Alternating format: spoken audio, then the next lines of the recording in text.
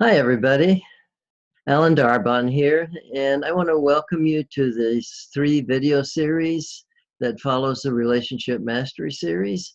And I really enjoyed having most of you together with me on the Relationship Mastery Series Summit. And I want to offer you this free gift where I'm going to share with you 3 marvelous secrets that will really help you to be able to have wonderful connection and joy and passion in your relationships, something that we all want. And these are things that, if you know these basic things, they're going to help you out a lot and save you a lot of time and also give you a great deal of information to make you more effective.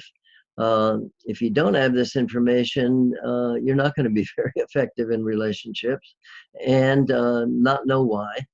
And you're going to hurt a lot more. And unfortunately, others are going to hurt more too. So um, I'm excited to share these because I know that they really help a lot. They've helped me a lot in my relationship, just recognizing this. And the number one thing that I want to share with you that is the biggest problem in all of our relationship issues is that we have a human brain. Now, the good news is we don't have to actually do a surgery to get rid of this brain. The good news is that the brain really is very pliable and ready to learn if we just give it the right information. We actually have 3 brains, and that's part of what creates the problem, is that our first brain is the primitive brain, and that aspect of our brain really is just interested in surviving for another day and having sex, and so that the species can survive when we have children.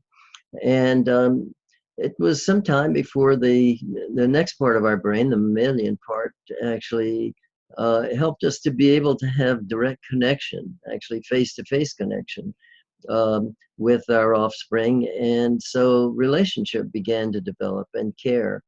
The other part of our brain, the cortex, actually gives us an opportunity to really have more awareness of the effects of what we're doing and be able to problem solve, be able to help out whenever we get into some difficulty in relationships.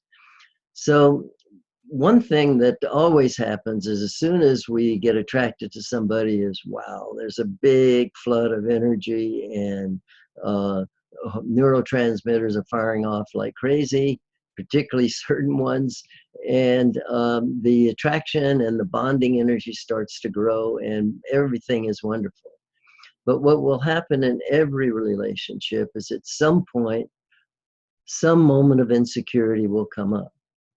And when we have that moment of insecurity, our brain's natural tendency to go to that negative bias that actually helped us survive so that we didn't miss a tiger in the bush, but helped us sometimes miss some good stuff also. But what happens is that we immediately begin to notice more and more of the negative as a way of protecting ourselves. And what we pay attention to will grow. And this is whether we're talking about tomatoes or we're talking about relationships with our spouse or with our kids. So one thing we want to recognize right away is that when we have that negative reaction, don't immediately assume that, oh, there's something wrong with the relationship, there's something wrong with my wife, there's something wrong with my husband, and then try to change them. The main thing to do at that point is to notice that we had that negative reaction and to not go into a spiral reaction, and instead to just note that, slow down, and if we can do something like look for something good as quickly as we can, something that we appreciate or that we love about our partner, and then actually hold that for a while, because things in the negative side go into memory immediately. Things in the positive side take a while. You can have a positive experience and it just passes by and you totally forget it. We'll remember all the bad stuff. That's just how the brain works. Yours, mine, everybody's. So if you give yourself a few seconds, and the research indicates 10 or 20 seconds to actually consider that positive thing, that will really help be able to build up memories of positive things that start to balance out the negative. Now, in a relationship, once we have an injury, the research is showing that it takes 5 positive experiences to actually offset that. That doesn't seem fair, but that's how it is. And so, what you want to do is, again, be aware as quickly as possible, and then begin to look for those positive things. And if you can say them out loud to your partner, that's all the better, because we can all use more and more appreciation and more of what's loving about us. So what I'd like you to do, I'm going to give you some homework. This is very simple. I want you just to notice at least once a day, but much better 5 times a day. I'd like you to look for something good or something that you appreciate about your partner and express it to them.